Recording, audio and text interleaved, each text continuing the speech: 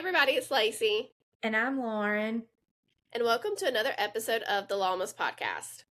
And today we are going to do a quick question on something that's going to deal with Women's History Month and those type of things. But then we're going to dig into the Afroman trial because it's been interesting, and it is a non-criminal case, but it is one that the world has been interested in. So we're going to talk about that in First Amendment rights. But I'm going to put Lacey on the spot, so I'll do my answer first. But for Women's History Month, what woman or group of women, real or fake, like TV characters, real people, and I'm not talking about your mom, grandma type situation, but somebody out in the world that has been an inspiration to you, whether you want to say it's like Elle Woods made me want to be an attorney or whatever else. And so I've been thinking about this because I want to do a whole podcast on this at some point. Okay. But for me, it's the Golden Girls. Like, literally, I feel like they truly have impacted my life. Here's little Dorothy. Dorothy's my spirit animal. But I truly think they have impacted my life. Like, I know it's going to sound stupid, but I grew up watching the Golden Girls with my grandma. And, like, yeah, the time I'm like, oh, haha, that's funny. And not always understand it. But as an adult, like, they truly have made such a difference. They were progressive women. You would have thought, like, for me, the show was like who would have thought 4 middle-aged, post-menopause or in menopause women talking about their lives, their sex lives, all of that would truly be so monumental that here we are almost 40 years later and the show's still having an impact. But they hit such hard-hitting things back in the day. We talked about gay rights. We talked about Blanche's brother was gay, and she had to deal with that. Then there was that one episode where Dorothy's best friend was a lesbian and Blanche thought it was Lebanese, but then she got jealous. She wasn't into her. They talked about, elder abuse. Like, we see the issues with, like, Sophia's friends from the home.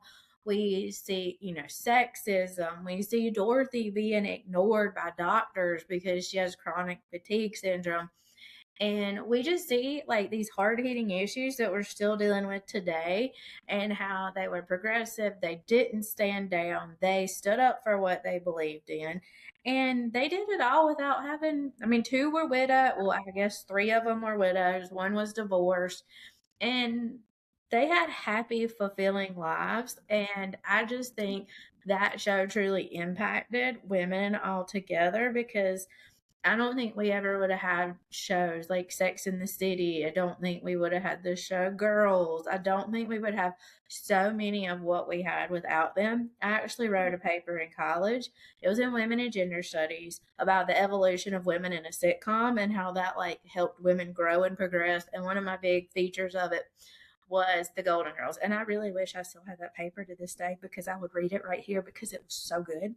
But I talked about, like, and I will say B. Arthur in general, and Dorothy's my favorite. Like, growing up, I was like, oh, I love Blanche because she's Southern. No, Dorothy is my spirit animal. I love her. I love her honesty. She is amazing. And one day, so I'm short. I don't know how many of y'all know how short I am. Only 5 feet. So, but my daughter Kylie is right now on the pretty tall side for her age. So my hope in the future is when she is an adult, can go dressed up Halloween, dressed as Sophia and Dorothy, dressed as Sonny and Cher. Cosplay.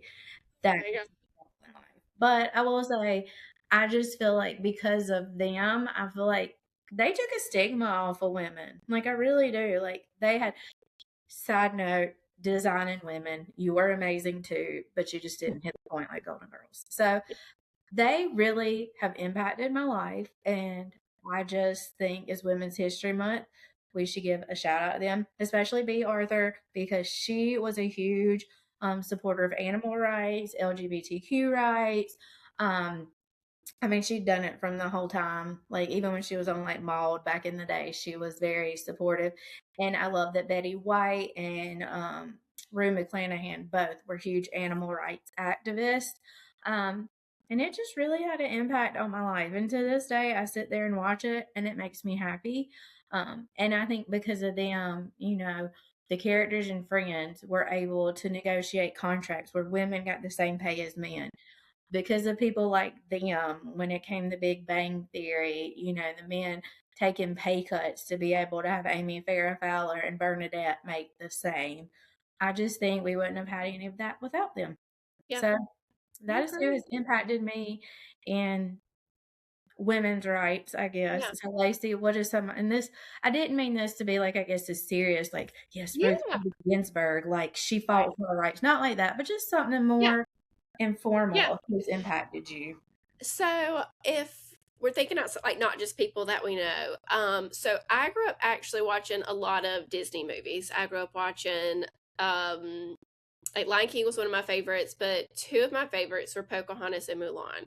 So I know it sounds silly and they don't, they're not real, they're cartoon characters, but I just think like when I watched those movies, I just thought it was so cool because like Pocahontas was standing up for her tribe. Like she went against all of the white men to save her tribe and to do what was best. And her father's trying to tell her like what he thinks needs to be done. And she stands firm in what her beliefs are. And so just I remember watching Pocahontas growing up and just thinking just how cool it was that she was standing up for her community in essence, to fight. And I remember that movie being really empowering. That struck me. And the other one was Mulan. And so if you've seen Mulan, you know that her dad was drafted to the war. He didn't have a son. And so he was going to have to go, and he was old and he wasn't in good shape. He walked with a cane. And so she chopped her hair off. She dressed as a man and she went to war for her dad and to protect his life. And like, they couldn't come forward and say that because she would have been murdered. Like she literally risked her life to save her dad's life. And it was just so cool. And like in the training camps, I remember like she couldn't do everything, but she didn't give up. Like she didn't care that it was a man's world. And I feel like that just kind of resonates as a lawyer because law still so much is a man's world. I definitely think it's changing, and there's so many times now, not so many, but there are times now I will catch myself in court with all women, and I get so excited because I'm just like, look how far we've come. But I think about Mulan and going to war with all, she's surrounded by men, and just it was a man's world, and she did it. She saved their whole entire country, by being, with her strength and her brains and smarts and power. And I just thought it was the coolest thing. So I think as a child, I would have to go back to, I guess, my Disney idols for what I felt about women and empowerment. And now getting into college years and stuff, don't judge me, but I love the Kardashians. I mean, they have all been through messy breakups, like fathers of their kids and all of that, but they stand on their own 2 feet. Like I'll never forget an episode where Kris Jenner comes up to Khloe and says Tristan wants to pay for her daughter's birthday party. And she goes, I don't need Tristan to pay for my daughter's birthday party. And she goes, well, isn't it kind that he wants to pay for the birthday party? And she goes, sure, that's nice, but he's not paying. I threw it. I planned it. I'm paying for my daughter's birthday party. And I love that mentality. Like they have just built an empire on women and doing whatever they want. They put everything out there and they don't care. And I mean, look what all they've done. I mean, they are billionaires. They And are, but I will say, like, I don't think, okay, I'm all for Mulan because, yes, I love her. Pocahontas was born as I'll get out to me, but I do love Mulan. Maddie calls her Hoo-Han because she can't say Mulan. So let's listen to Hoo-Han because we listen to the soundtrack a lot. It's my favorite soundtrack. I guess the Kardashians are hard though because they were wealthy to start with. Yeah, they built an empire, but they they were. came from wealth. So I think we have to like, and not their mother's wealth. They came from the wealth of their wealthy attorney daddy. But look at this. Yes, they come from wealth, which means they don't have to do anything. And even now, they can just shoot the show and be done. But look at what all Kim has done to try to get her law degree. She doesn't have to do that. She doesn't need it. She can still do something, but that's what she does. And she just posted today she's selling some clothes to raise money for an organization that provides free legal services to women, whether they're fighting for like custody or trying to get out of an abusive relationship. There is a nonprofit that she's selling clothes for, and all the proceeds will go to fund this. She is trying to raise money for the firefighters in California. There's firefighters that are that come from the prison system. They're paid $1 a day. That's it. She is advocating for that. She's gone to the White House and succeeded in prison reform. And this is after she was the victim of an armed robbery. So in the legal sense, I just think she's got all this money and she doesn't have to do anything. She doesn't have to do anything. And Kanye West is her baby daddy, so she could easily sit back, just, shoot the show for all she wants to do. And she could get support from him if she needed it. But she's doing all this reform, and I think it's great. She doesn't have to, but she wants to. Yeah, they just aren't self-made like they kind of act like. It's a lot easier to make money when you got one. I don't like it when they say they're self-made. They're not. It's just kind of like Savannah Chrisley. They're babies.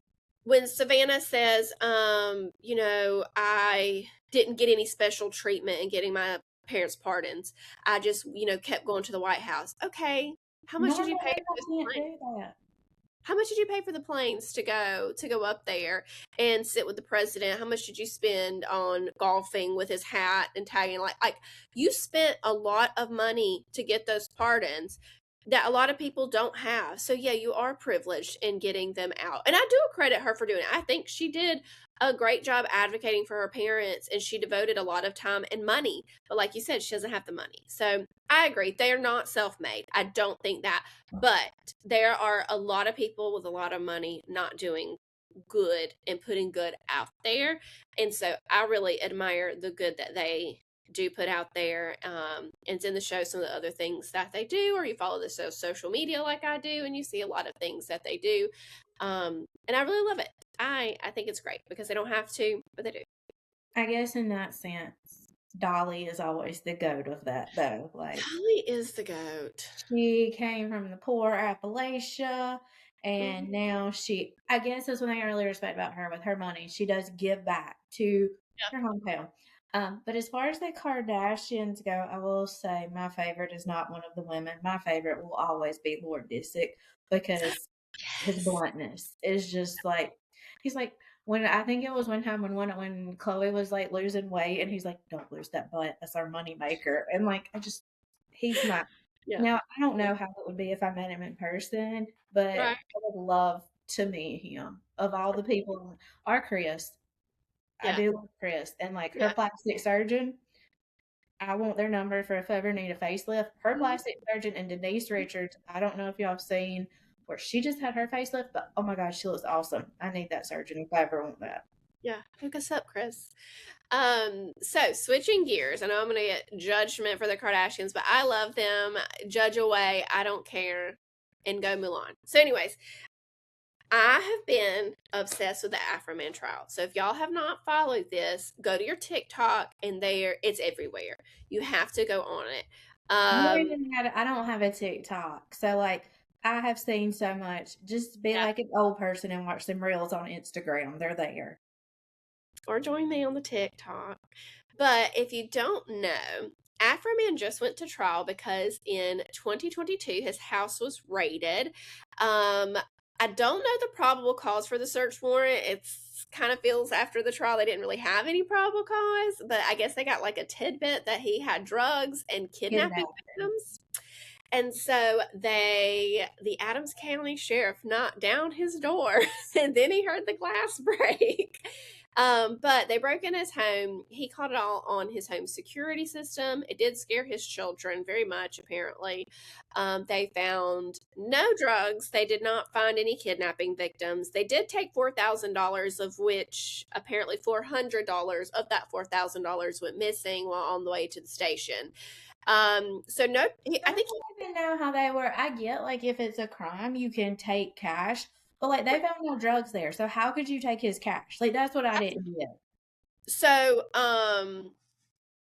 so the government can seize anything that comes from drugs, right? So if you're selling drugs out of your car, they can seize your car. Now they can't keep it. They have to file additional paperwork to keep it. And you have the right to fight that. But if somebody is, convicted of selling drugs and they had large amounts of cash, they keep that cash. You don't get it back. So anyways, I am very confused on that too. I was wondering the same thing, because if they didn't find any drugs, then there was no reason. How could you seize anything? There wasn't anything to seize. Right. So from there, I do think they arrested him, or at least placed him in custody, but clearly he was released because they didn't find anything. Well, also that we know during this, he has security cameras in his house. Mm-hmm. So, like, while this was going on, there is security, not the cops, but his personal ones that are being used to watch them in his in the house. Yeah. So after this, he starts releasing songs on the raid, and one that is my family's favorite right now. My children are singing it, and if you go to my TikTok, Mac is singing and dancing to it. Lemon Pound Cake. So there is a clip in the home footage system where this one officer like does a double look at this lemon pound cake that's on the counter. So he just runs wild with that and writes a song about Officer Lemon Pound Cake. And apparently after the song was released, everybody started calling him Lemon Pound Cake. There's another officer, like his brother is convicted for some kind of sex crime with children, apparently. And so he wrote like a song about that. And then this is terrible, but Lisa, he wrote a song about Lisa. Oh, yeah, he did write about, and I mean, some of it was bad and mean, but you know, like, she's not too ugly, but she's not too pretty. Yeah. Nothing in there is not true. So, he did say she was hiding something bigger than he is. So, but I mean, like, I think we got to give some context to some of these songs so people understand it. So, yes, Lemon Pound Cake makes him want to put down his gun and cut him a slice. And then Randy Wallace is the son of a believe. That's why I effed his wife and got filthy rich. But let me tell you, the beat is on point with that one. The beat is, and he is doing this all in his American flag suit and his sunglasses. And then he's got the one that he does to Battle Hymn of the Republic. Right. Mm-hmm. But yes. All you crooked cops. Da, da, da, da, da, da. Yeah. Biggest ones though, I do think that came out were Lemon Pound Cake, where and he says the guy's name in it, and why I'm blanking right now, but he says his name because he says he's big as hell. Like, I do remember. Yeah. Afroman's fat himself, so like that was kind of like whatever. And Randy Wallace was the big one about. Yeah, Randy Wallace was a son of a. And then Lisa, it was Lick 'em Low Lisa. And in the video, he has somebody play Lisa, and she's like chasing him. And there's this really funny clip where he's like all into the song, and then you see her coming, and he starts running, and Lisa starts chasing him, or Lisa, like the fake one. So, anyways, I guess let's pause one second. If you don't know who Afroman is, as I've had to explain this to one of my coworkers because she didn't know who he was. He sang the song Because I Got High and Colt 45. He has two songs, really. He's actually a very excellent guitarist. If you look on iTunes, he has a whole CD where he just played like guitars, and he's actually really, really talented. My husband has actually seen him in concert. And he is really funny. He is very much a comedian, honestly. And like, Because I Got High, really, it's just a funny song. Like, it's all about humor. And so, like, keeping on brand with that, after this raid, he made jokes about it with these songs, and then the police filed a lawsuit for defamation. And honestly, keep into account, he has 2 hit songs. This man is not super. We all know who Afroman is, but do you keep up with him? No. I had no idea what he did anymore. Had not heard about him. Right. And so, I think you will agree, Lauren, we did not hear these songs until this trial. So, like, they're sitting there saying that, you know, their reputations have been ruined. But honestly, I believe if they were ruined at all, they wouldn't have a job. It was just in Adams County, right? if they really were distressed, it was just in Adams County. It would have been probably just the people around there, because they did say like that one officer would be called, "Hey, lemon pound cake," or if they saw Lisa, they called I'm her going that. to be honest, for the people, okay, so the people in the county rallied with Afroman, so they probably already had bad reputations Right, before. right, right. And so, but because of this lawsuit, it blew up. And of course, Afroman wears his American flag suit with his glasses to court every day, staying in character for who he is. And honestly, like, it is now worse for these cops because of the lawsuit. It got national attention. Like, it Yeah, was on the yeah, Today Show. It has been yeah. on, Because it like, was hilarious. It was so, there's so, like, so they have to play the songs while they're on the stand. So they're playing the songs. So, like, y'all, literally, Lickum Lisa is playing, and she's just like sobbing, and it is just the funniest song. And so, like, then the officer's up there, who's like this, they're playing Pound Cake, and it's just, oh my, it was so funny. And I love, he had some of the best quips from it, Afroman, because he testified. He was like, they're like, "Do you really think you have the freedom of speech to do this?" It's like, yes, I do. He's like, "I have the right to take my bad times, turn them into a good time, and I think I'm a good sport for doing so." And I'm like, life motto. I've sent it to, like, my friends sent it to me. I sent that to other friends, that clip, because it was so funny. Loved it. But there's all these kind of fun quotes and moments. And the wife. This one guy said it ruined his marriage, and that was the reason they got divorced. And then well, wait a second. Let's take it back to Randy Williams when his testimony. Okay. So with defamation, you have to prove that it was a false statement made to make you look bad, pretty much, but it was false, and it is a statement of fact. And I think that's something like, it was funny. They said, "Are you a son of a bitch?" And he's like, "No, she's been dead. Like, we can't say if she was or wasn't." Right. So some of it you gotta think is like puffery too. Like, she's not quite ugly, she's not pretty, like he's big as hell. I mean, like, obviously that's never gonna be taken as a true statement. He is big as hell. Right. It's like, okay, but here's the thing that got me. So up there when Randy Wallace is up there, and they're like, what's his name? John, what's Afroman's real name? Mr. Foreman, right? Yes. Was Mr. Foreman having an affair with your wife? I don't know.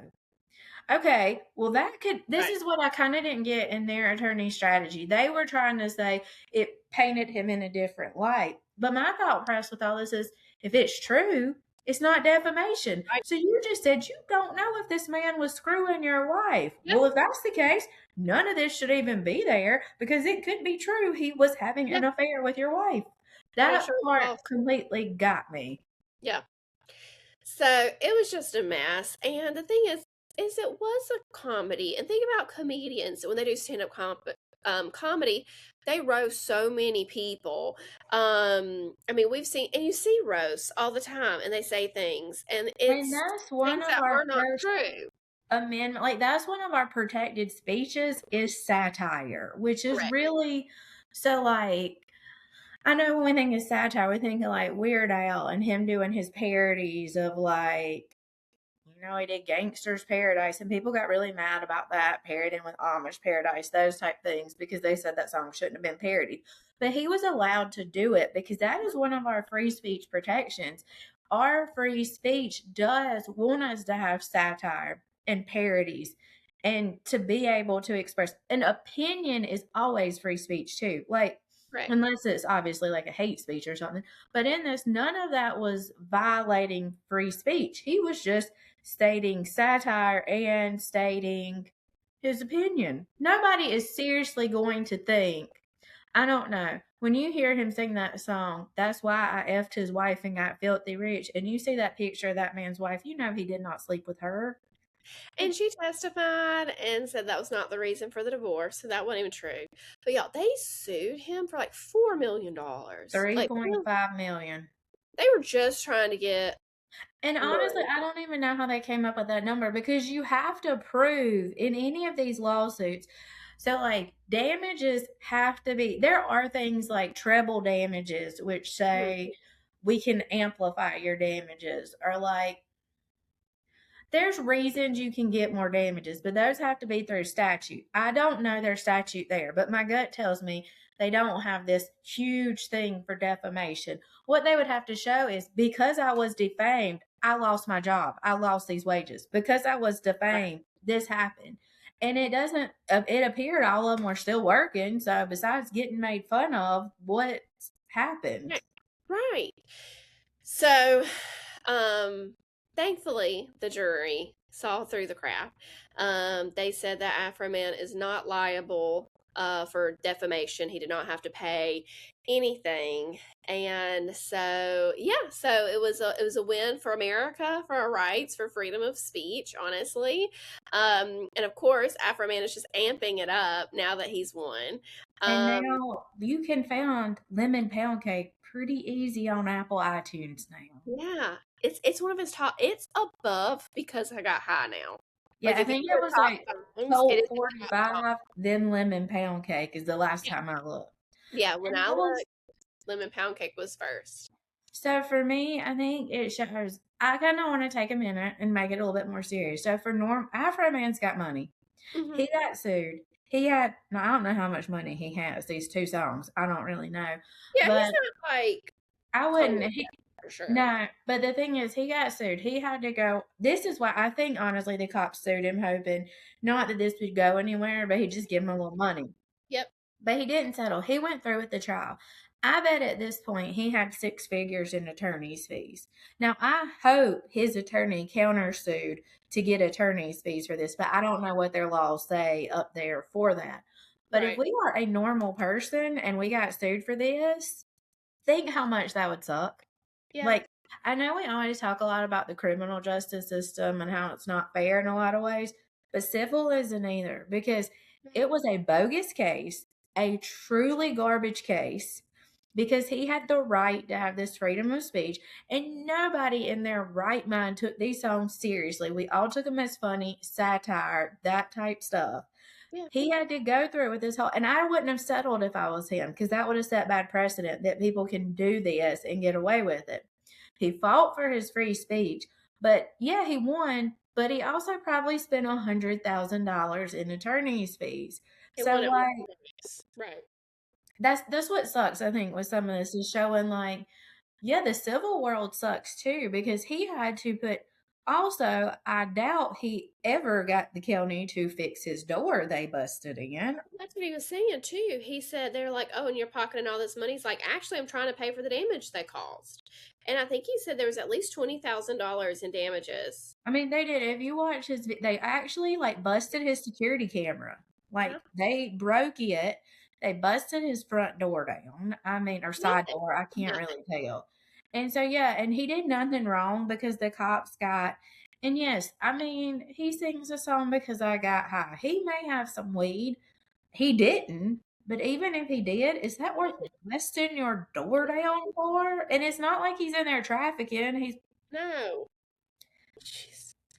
It's a mess. And honestly, I think he could have sued them. They seriously did just make this whole thing worse. I would love to see him release like how many views or plays that these songs had prior to trial and after the trial, because I know it is up significantly. I wonder if he could go back, because this actually had by the jury, he was found not guilty and sued them for frivolous lawsuit to get his attorney's fees back.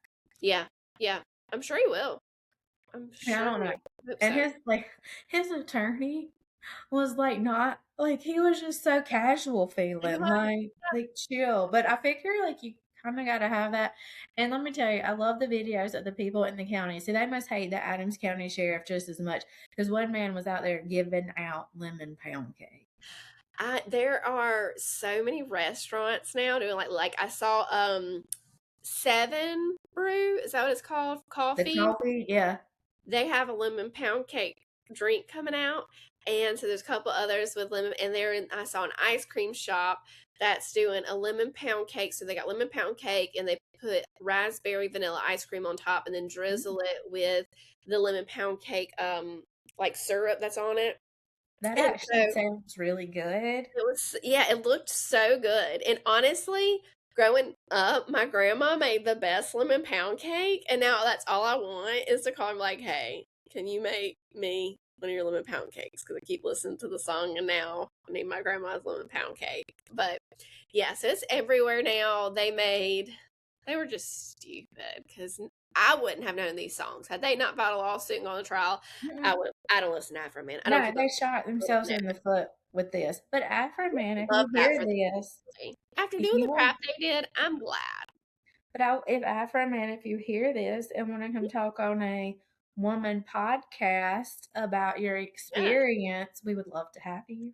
Yeah, I want to know, like, was he nervous or was he that confident? You know, he appeared very confident, laid back, but I will say he probably, out of all the celebrities that have testified, like, I feel like he really held himself really, like, Johnny Depp was hilarious. We all know that. But his attorney was crawling under the table because he was being terrible. But I felt like Afroman never did anything to him. Yeah, he said a lot sometimes, and sometimes we don't want as much to be said as people say. But what he said was all good. Like, none of it was like embarrassing or making fun of anybody. It was pretty much like, you screwed me, but like you said, I'm gonna turn around. I'm gonna make it good. And do I have a right to have free speech? Yes, I do. We're in America, and coming in with that suit was on point. and I could definitely tell his lawyer prepped him because one thing we say to clients is you can get the same answer. If they keep asking the same question different times, give them the same answer. Give them the same material that you've already given. Don't give them anything new. Don't give them anything more. And he did Because a good that's job what of they're that. trying to do is trip you Yep. up to make you say something else. Yep. Now he did really good. He would say the same answer, but he's like, again, because they raided my house. Again, because they broke into my house. And so yes, I could definitely tell his attorney did a good job preparing him for testifying as well. I agree with Lauren. He did a great job. Well, that wraps up today. And this is like our last episode that's going to be in Women's History Month because next week we're in April. So, if y'all have any women that have impacted your lives, we would love to hear real, fictional, princess, menopausal women living in a house together, whatever. We would love to hear. So drop us some messages, or if there's certain women or shows you want us to talk about, feel free to do that. Yep. And we'll see y'all next week. Bye. Bye.